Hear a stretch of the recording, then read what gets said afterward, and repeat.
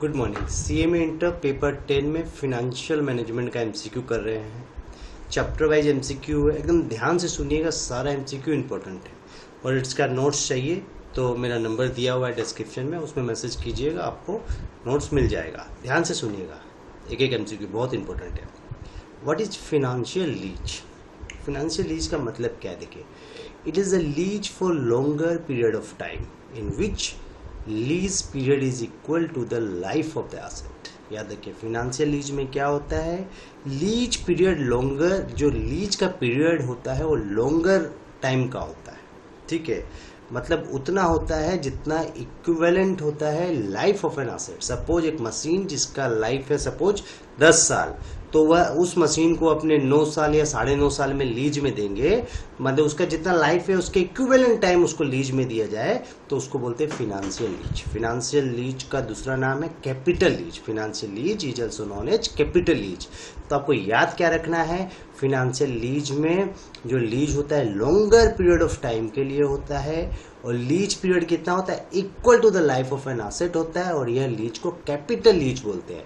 और इस लीज का जो अपोजिट होता है उसको ऑपरेटिंग लीज बोलते हैं। तो क्वेश्चन नंबर 2 में ये 2 नंबर का क्वेश्चन आता है आजकल, व्हाट इज फिनेंशियल लीज और what is operating lease. Operating lease ध्यान से सुनिए क्या होता है। देखिए, it is a lease for shorter period of time, मैंने फिनेंशियल लीज का opposite, shorter period of time के लिए ये लीज होता है, in which lease period is less than usual life of an asset. जो यूज पीरियड है asset का लाइफ से इक्विवेलेंट नहीं होता है, कम होता है। सपोज एसेट का लाइफ 10 साल है, लीज पीरियड है 2 या 3 साल के लिए, शॉर्टर पीरियड के लिए है, उसको बोलते हैं ऑपरेटिंग लीज। ध्यान से सुनिएगा question number 3, management of all matters related to an organisation finance. माने फिनांस का सारा मैटर को मैनेजमेंट करने को ही फिनेंशियल मैनेजमेंट बोलते हैं। मतलब फिनांस को मैनेजमेंट, कोई कंपनी का फिनांस को हम मैनेजमेंट करते हैं तो उसको बोलते हैं फिनेंशियल मैनेजमेंट। नाम में लिखा हुआ है management of all matters related to an organisation finance. माने management of organization finance is also known as financial management. Question number 4, the most important goal of financial management is wealth maximization। याद रखिएगा, most important objective जो गोल है financial management का है, wealth maximise होना चाहिए।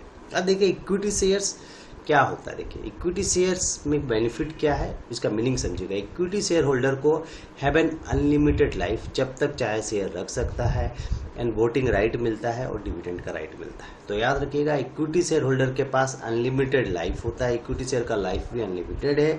दूसरा, इक्विटी शेयर होल्डर में वोटिंग राइट होता है और डिविडेंड का राइट होता है। तो 3 बेनिफिट है इक्विटी शेयर में, unlimited life, voting shares, voting rights and dividend का भी राइट्स। प्रेफरेंस शेयर क्या होता है? देखिए 4 ऑप्शन दिया है। Do not gate interest, preference share में इंटरेस्ट नहीं मिलता, एकदम सही बात है। डिवेंचर में इंटरेस्ट मिलता है, याद रखिएगा। Have no voting right, preference share holder को कोई राइट नहीं देता है, नहीं मिलता है। और are part of a company share capital, company का शेयर कैपिटल का पार्ट है, and all of the above. Answer होगा ऑल ऑफ द अबव। ठीक है, 7 नंबर देखिए, debenture is a long term loan. Debenture क्या है? लोन है, सिंपल भाषा में लॉन्ग टर्म लोन है। डिवेंचर क्या है? लॉन्ग टर्म लोन है। क्वेश्चन नंबर 8, डेब्ट कैपिटल रिफर्स टू, डेब्ट कैपिटल मतलब finance raise by borrowing that must be repaid. मतलब आपने फिनांस का पैसा बोरो करके लाया और वो आपको रीपेड करना पड़ेगा, उसी को बोलते हैं डेब्ट कैपिटल। डेब्ट कैपिटल मतलब finance raise by borrowing that must be paid, ठीक है, that must be repaid. The most popular source of short term funding is commercial bank. याद देखिए, most popular short term funding का कहां से सबसे इजीली हो सकता है? कमर्शियल बैंक से। याद रखिए, सबसे ज्यादा शॉर्ट टर्म फंडिंग कहां से होता है? कमर्शियल बैंक से होता है, याद रखिएगा। Question number 10, to achieve wealth maximisation the finance manager is suppose to take careful decision in respect of wealth maximisation. के लिए फिनांस मैनेजर को किस मैटर में एकदम ध्यान से डिसीजन लेना पड़ता है? इन्वेस्टमेंट में, फिनांस में, डिविडेंड में, सारा मैटर में। आंसर होगा ऑल ऑफ द अबव। याद रखिए। Question number 11, which of the following are microeconomic variables that help and explain the discipline of finance? Answer होगा risk and return, capital structure, inflation, सारा चीज को लिया जाता है all of the above. Question number 12, management of all matters related to an organisation finance is called financial management. ये पहले करा चुके हैं। क्वेश्चन नंबर 13 ध्यान से देखिएगा, what is GDR? Global depository receipt किसको बोलते हैं? यह एक नेगोशिएबल इंस्ट्रूमेंट है जो फ्रीली ट्रेडेड हो सकता है इंटरनेशनल मार्केट में, और ये डॉलर में एक्सप्रेस होता है। तो क्या होगा answer? It is a negotiable instrument which is traded freely in the international market and it is express in dollar, US dollar. ठीक है, थैंक यू। चैप्टर 1 के लिए इतना ही काफी है। CMA inter paper 10 financial management का एमसीक्यू करेंगे chapter 2 का, एफएम का चैप्टर 2 का tools for financial analysis and planning का एमसीक्यू। ध्यान से सुनिएगा, एक एक एमसीक्यू बहुत इंपॉर्टेंट है। ठीक है, यदि नोट चाहिए तो डिस्क्रिप्शन में मेरा नंबर दिया, उसमें मैसेज कीजिए। Question number 1, explain to difference between cash flow and fund flow. Cash flow statement और फंड फ्लो स्टेटमेंट के बीच दो डिफरेंस बताइए। तो सिंपल सा चीज है, देखिए कैश फ्लो में अपने अकाउंटिंग करते हैं, फॉलो करता है cash basis accounting. Cash flow जब भी बनाएंगे कैश बेसिस अकाउंटिंग के बेसिस में बनाएंगे, याद रखिएगा। कैश बेसिस अकाउंटिंग मतलब जो कैश एक्सपेंडिचर हो रहा है उसी को रिकॉर्ड करना है, सीधा सा बात खत्म, जो एक्चुअल केस हो रहा है। लेकिन फंड फ्लो में एक्रूअल बेसिस ऑफ अकाउंटिंग होता है। एक्रूअल बेसिस मतलब खर्चा का पेमेंट नहीं किए, खर्चा माने एक्रू हो गया तभी रिकॉग्नाइज कर लीजिए, तो accrual basis of accounting follow करता है। और केस फॉलो में अपने याद रखिएगा अकाउंटिंग स्टैंडर्ड 3 का जो फॉर्मेट है, अकाउंटिंग स्टैंडर्ड 3 जो मेथड बोलता है उसी के हिसाब से किया जाता है। लेकिन फंड फ्लो में ऐसा कोई अकाउंटिंग स्टैंडर्ड नहीं है, याद रखिएगा। दो डिफरेंस यही है। देखिए क्वेश्चन नंबर 2, ध्यान से सुनिएगा। Ratio of net sales to net working capital. Net sales से नेट वर्किंग कैपिटल का जो रेशियो है उसको वर्किंग कैपिटल टर्नओवर रेशियो बोलते हैं। Question number 3, long term solvency is indicated by डेब्ट इक्विटी रेशियो को ही लॉन्ग टर्म सॉल्वेंसी बोलते हैं। Question number 4, ratio of net profit before interest and tax EBIT to sales. EBIT to sales होगा operating profit ratio को ही बोलते हैं। ठीक है, the receivable turnover ratio help management to managing working capital। Question number 6 देखिए, बहुत important question ये आता है। करंट रेशियो 2.5:1 दिया है। वर्किंग कैपिटल 1,20,000 रुपया दिया है आपको, current asset and current liability का वैल्यू निकालने बोला है। तो याद देखिएगा वर्किंग कैपिटल यहाँ गलत लिखा हुआ, current asset minus current liability लिखिएगा। और वर्किंग कैपिटल 1,20,000 दिया है, करंट एसेट जो है आपका 2.5x पकड़ लेते हैं एसेट को, लाइबिलिटी को x पकड़ लेते हैं। तो करंट रेशियो 2.5:1 है, मतलब करंट एसेट क्या हो गया 2.5x minus 1x, current liability 1x। तो अल्टीमेटली x का वैल्यू निकल गया, x का वैल्यू निकल जाएगा तो करंट एसेट और करंट लाइबिलिटी का वैल्यू निकल जाएगा। इस चैप्टर में इतना काफी है। Thank you. CMA inter paper 10 financial management में चैप्टर 3 वर्किंग कैपिटल मैनेजमेंट का एमसीक्यू करेंगे, ध्यान से सुनिएगा। ठीक है, वर्किंग कैपिटल का सिंपल सा मीनिंग समझ लीजिए। वर्किंग कैपिटल मतलब होता है excess of current asset over current liability, मतलब करंट एसेट से आप करंट लायबिलिटी को माइनस करेंगे तो वर्किंग कैपिटल निकल जाएगा।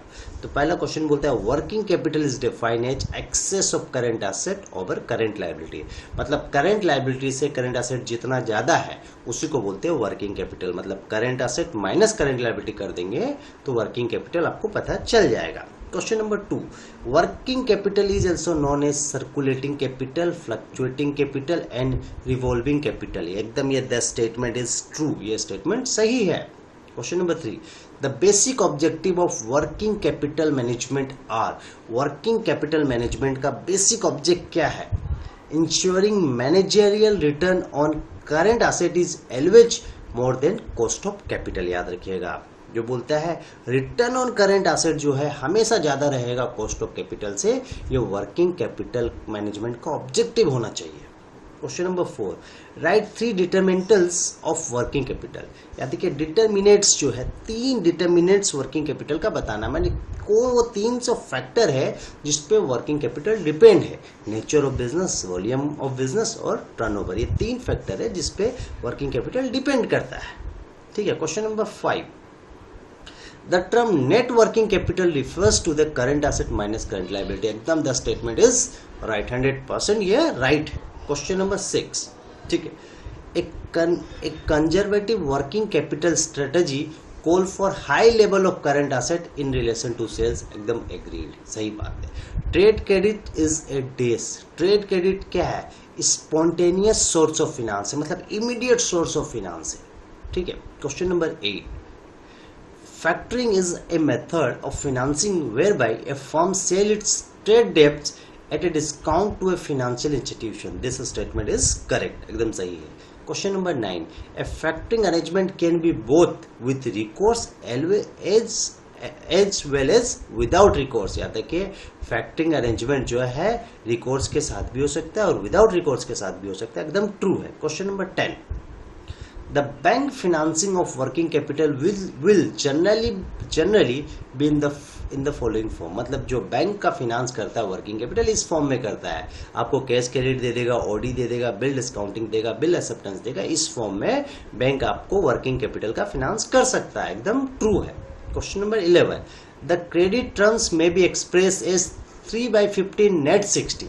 इसका मतलब समझिए, it means that 3% discounting will be granted if the customer pay within 15 days. 3/15 लिखा है, मतलब 3% हम डिस्काउंट देंगे कस्टमर को यदि वो 15 दिन के अंदर पेमेंट दे देगा.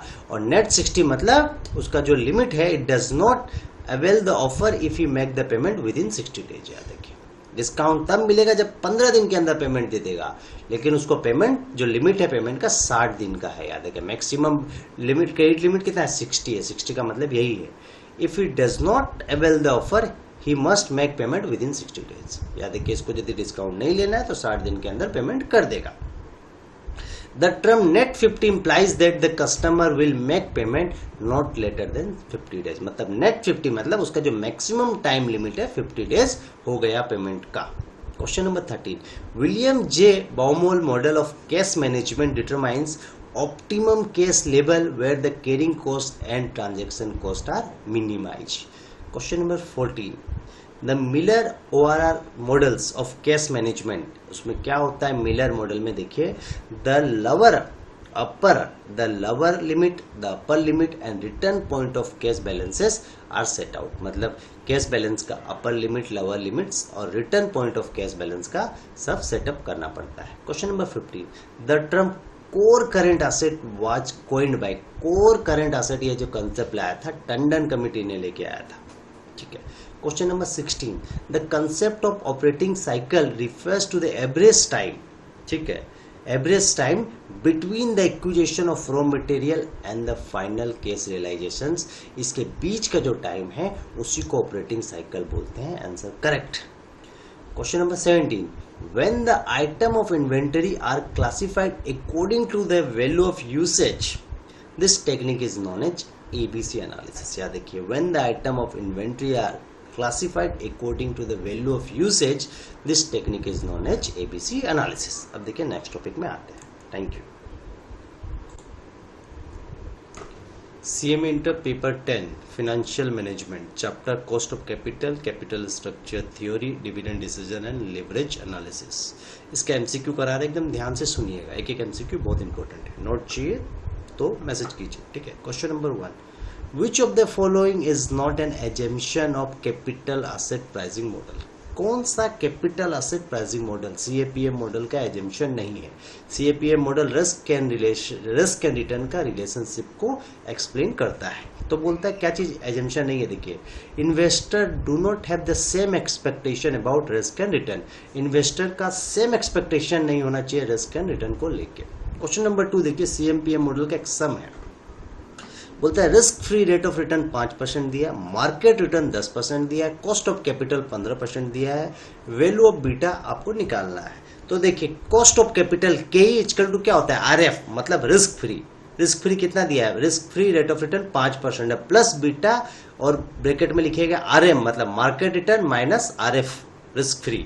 तो इससे आपको कैपिटल दिया है 15% कॉस्ट ऑफ कैपिटल, तो उससे निकल गया आपका बीटा का वैल्यू 2, तो आंसर होगा 2. ठीक है.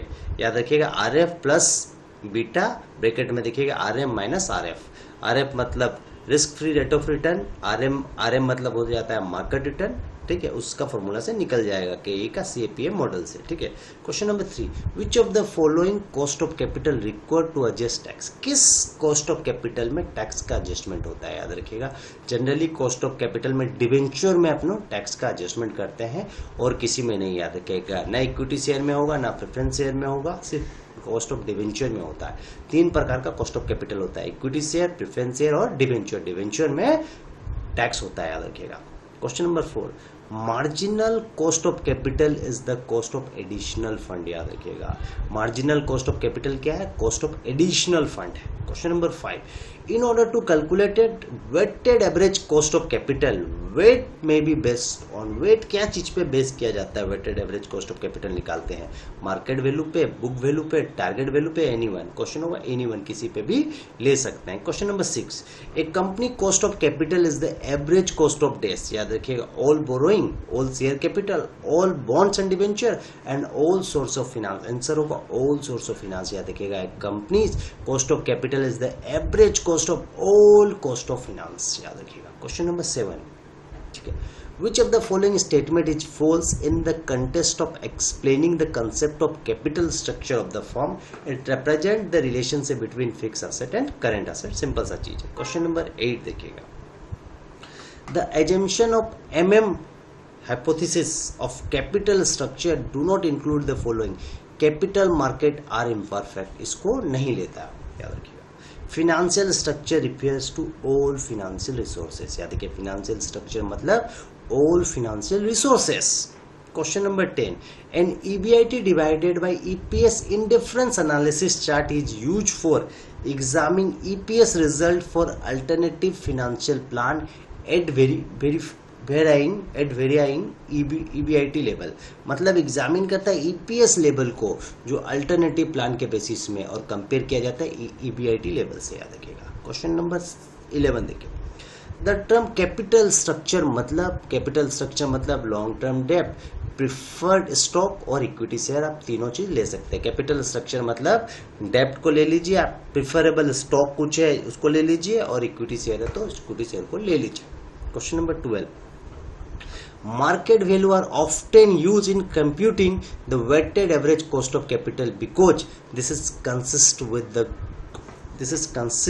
the goal of maximizing shareholder value।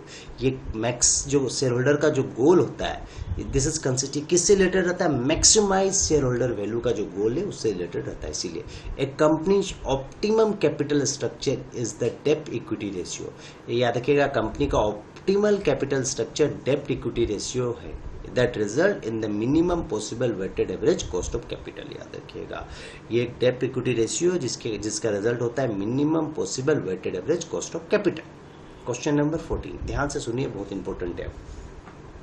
Which of the following is the assumption of Gordon model, याद रखिए। गॉर्डन मॉडल का एजम्पशन क्या है? रिटेंशन रेशियो बोलता है, या KG से, जी मतलब ग्रोथ से ज्यादा होगा। Firm is an all equity firm, all of the above, answer होगा all of the above. Question number 15, what should be the optimum dividend pay out ratio, याद रखिएगा। Optimum dividend pay out ratio निकालता है यदि R 15% है और KE 12% है, याद रखिएगा। यदि KE से ज्यादा R होगा तो डिविडेंड देना ही नहीं चाहिए, optimum dividend pay out ratio होगा 0। Question number 16, which of the following is the irrelevance theory, MM hypothesis, याद रखिए। MM hypothesis is an irrelevant theory. Question number 17, if the company DP ratio is 60%, याद रखिए। Company बोलता है dividend 60% देगा और return of equity 16% है, what should be the growth rate, याद रखिए। यदि कंपनी DP रेशियो 60% है, ठीक है, तो कंपनी यदि डिविडेंड 60% दे रहा है तो रिटेंशन कितना रख रहा है? 40%, और रिटर्न ऑफ इक्विटी के साथ रिटेंशन रेशियो को इंटू कर देंगे तो ग्रोथ रेट आ जाएगा, याद रखिएगा। 16 into 40%, 6.4 is the growth rate, ठीक। Question number 18, if the shareholder preferable regular income, if the shareholder prefer करता है रेगुलर इनकम को, how does this affect the dividend decision, it will be lead to payment of dividend, simple सा चीज। Question number 19 देखिए, which of the following is the limitation of Lintner model, याद देखिए। Lintner model का limitation से answer होगा, देखिए, ये the adjustment factor in an arbitrary number and not based on any scientific criteria, ये है। दूसरा, this model does not offer A market price, ये मॉडल मार्केट प्राइस को भी ऑफर नहीं करता, आंसर होगा both A and B। Question number 20, 21, 22, 23 अभी भी आई क्वेश्चन देखिए। क्वेश्चन नंबर 21 को समझने का कोशिश कीजिएगा। ऑपरेटिंग फिक्स कॉस्ट दिया है 20,000 और सेल्स दिया है 1,00,000 और पीबी रेशियो दिया है 40%। देन ऑपरेटिंग लेवरेज निकालना है। ऑपरेटिंग लेवरेज का सिंपल सा फॉर्मूला याद रखिएगा, contribution divided by EBIT. Contribution आप कैसे निकालेंगे, देखिए पीबी रेशियो दिया है, पीबी रेशियो मतलब contribution by sales equal to PV ratio, तो यहां से आपका कंट्रीब्यूशन निकल जाएगा। ठीक है, कंट्रीब्यूशन निकल जाएगा तो कंट्रीब्यूशंस को ईबीआईटी से डिवाइड कर दीजिएगा। ठीक है, कंट्रीब्यूशन को ईबीआईटी से डिवाइड करेंगे तो ऑपरेटिंग लेवरेज निकल जाएगा, सिंपल सा चीज है। अब देखिए क्वेश्चन नंबर 21, ईबीआईटी इतना दिया, इंटरेस्ट इतना दिया, टैक्स का इफेक्ट कितना दिया, तो फाइनेंशियल लेवरेज निकालना है। ईबीआईटी को आप डिवाइड कर देंगे ईबीटी से, ठीक है, अर्निंग बिफोर टैक्स है, तो आपका फाइनेंशियल लेवरेज निकल जाएगा। तो ईबीआईटी दिया हुआ है, इंटरेस्ट माइनस कर दीजिए, टैक्स का इफेक्ट ले लीजिए इंटरेस्ट पे, तो ईबीटी निकल जाएगा और ईबीआईटी को ईबीटी से डिवाइड कर देंगे तो 1.20 आ जाएगा फाइनेंशियल लेवरेज। देखिए नीचे हम फॉर्मूला भी दे दिए है, ऑपरेटिंग लेवरेज का फॉर्मूला है कंट्रीब्यूशन डिवाइडेड बाय ईबीआईटी और फाइनेंशियल लेवरेज का फॉर्मूला है ईबीआईटी डिवाइडेड बाय ईबीटी। याद रखिए, earning before interest and tax और अर्निंग बिफोर टैक्स, सिंपल सा इतना है। Thank you. CMA inter paper 10 financial management chapter 5 capital budgeting. MCQ ध्यान से सुनिएगा, एक एक एमसीक्यू इंपॉर्टेंट है। Capital budgeting is a part of investment decision. Capital budgeting क्या चीज में लिया जाता है, इन्वेस्टमेंट डिसीजन का पार्ट है, याद रखिएगा। दूसरा, capital budgeting deals with long term decision. याद रखिए, कैपिटल बजटिंग इन्वेस्टमेंट डिसीजन का पार्ट है। कैपिटल बजटिंग डील्स रखता है लॉन्ग टर्म डिसीजन में, कैपिटल बजटिंग का कंसेप्ट को यूज किया जाता है। थर्ड क्वेश्चन, डेस on capital is called cost of capital. Normally expected return को, एक्सपेक्टेड रिटर्न, याद रखिए, normally expected return on capital is called cost of capital. याद रखिए, एक्सपेक्टेड रिटर्न को, expected return on capital is called cost of capital को होता है। Question number 4 ध्यान से सुनिएगा, the value of the future net income discounted by the cost of capital R called net present value, NPV बोलते हैं। याद रखिएगा, फ्यूचर इनकम को आज डिस्काउंटेड करेंगे उसको नेट प्रेजेंट वैल्यू बोलते हैं। फ्यूचर को डिस्काउंटिंग करने को ही नेट प्रेजेंट वैल्यू बोलते हैं। या देखिए question number 5, under net present value criteria a project is approve if, project कब अप्रूव होगा, if net present value is positive, यदि एनपीवी पॉजिटिव होगा एकदम ले लेंगे। The funds are unlimited, funds unlimited होगा तो भी चलेगा, आंसर होगा बोथ ए एंड बी। याद रखिएगा, सिंपल सा चीज। Question number 6, the IRR internal rate of return जो क्राइटेरिया बोलता है, the internal rate of return criterion for project accepted under theoretically infinite fund is accept all project which has IRR greater than the cost of capital। याद रखिएगा, हम कभी भी किसी project को एक्सेप्ट कर लेंगे यदि IRR उसका कॉस्ट ऑफ कैपिटल से ज्यादा होगा। याद रखिएगा, सिंपल सा चीज है, कोई भी प्रोजेक्ट को एक्सेप्ट तभी किया जाएगा IRR ग्रेटर देन होना चाहिए कॉस्ट ऑफ कैपिटल्स। ठीक है, which of the following criteria is often preferred, कौन सा क्राइटेरिया सबसे ज्यादा प्रिफर होता है, IRR का। याद रखिएगा, internal rate of return. The project is accepted of if the profitability index is greater than. याद रखिए, यदि प्रॉफिटेबिलिटी इंडेक्स ज्यादा होगा उस प्रोजेक्ट को हम एक्सेप्ट कर लेंगे। Question number 9, where capital availability is unlimited and the project are not mutually exclusive for the same cost of capital, following criteria is used। NPV, internal rate of return, profitability index, सारा criteria use हो सकता है, answer all of the above. Project is accepted, उस project को कब accept कर लेंगे, जब उसका NPV is greater than 0, NPV 0 से ज्यादा है, या आईआरआर विल बी, यदि आईआरआर कॉस्ट ऑफ कैपिटल से ज्यादा है कर लेंगे। प्रॉफिटेबिलिटी इंडेक्स होगा 0 से 1 से ज्यादा तब भी ले लेंगे, आंसर होगा all of the above, simple सा चीज है।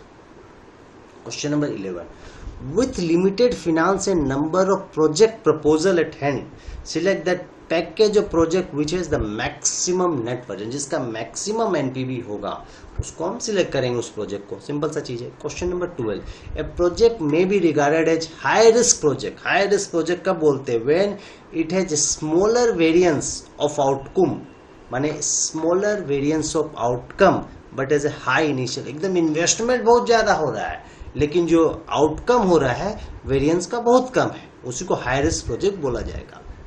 Following is the method for adjustment of risk adjustment करने का ये सब मेथड है। क्या क्या? रिस्क एडजस्टमेंट, डिस्काउंटिंग रेट एकदम मेथड है, रिस्क इवेल्युएशन कोएफिशिएंट मेथड, ये दोनों ही रिस्क एडजस्टमेंट का मेथड है। आंसर होगा बोथ ए एंड बी।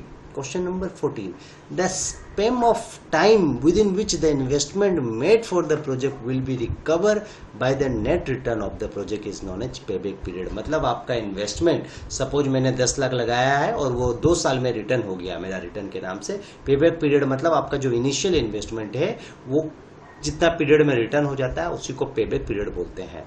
तो project with lower payback period are preferable. जितना कम पेबैक पीरियड होगा मतलब उतना जल्दी हमको अपना इन्वेस्टमेंट का रिटर्न मिल जाएगा। Which of the following is not use in capital budgeting? Net asset method capital budgeting में यूज नहीं होता है। Capital budgeting decision are unimportant. ठीक है। Question number 18, which of the following is not incorporated in capital budgeting? Rate of cash discount को capital budgeting में नहीं लेते हैं। Which of the following is not a capital budgeting decision? Inventory level capital budgeting में नहीं किया जाता है।